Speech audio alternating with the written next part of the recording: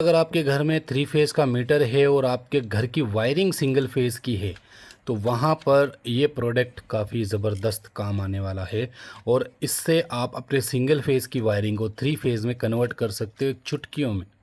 मैं आपको बताता हूँ वो कैसे होगा। देखो, सबसे पहले इस चीज़ को देखिए आप, ये है रोटरी स्विच, इसे रोटरी स्विच बोलते हैं। ये भी एक अलग अलग एम्पियर के ऊपर आता है, 63 एम्पियर का है, 32 एम्पियर का भी आता है, लोड के हिसाब से आप खरीद सकते हैं।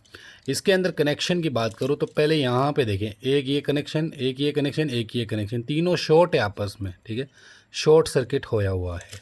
और आगे की तरफ देखेंगे तो एक ये कनेक्शन, एक ये कनेक्शन, एक ये कनेक्शन, तीनों शॉर्ट नहीं है, बिल्कुल रिमूव है, अलग अलग हैं, ठीक है।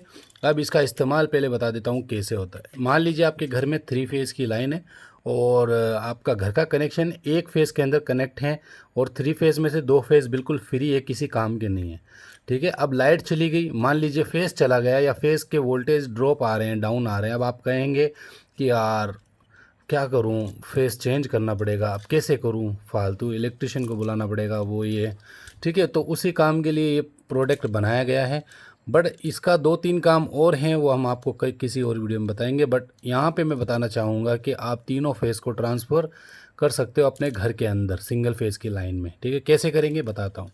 देखो, यहाँ पर वाई लिखा हुआ है, यहाँ पर बी और आर लिखा हुआ है।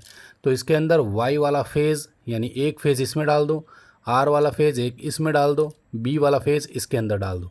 तो तीनों फेज़ का कनेक्शन इसमें डाल दो, इसमें न्यूट्रल की ज़रूरत नहीं पड़ती है, डायरेक्ट तीनों फेज़ इसके अंदर डाल दो। अब इसके आगे का वाला पोर्शन जो देखने को मिल रहा है आपको, यहाँ पर या यहाँ पर, यहाँ तीनों में से किसी एक में आपके घर का जो लाइन आता है, फेज़ वाला वायर आता है, उसको यहाँ पे कनेक्ट कर दो, सिंपल हो गया।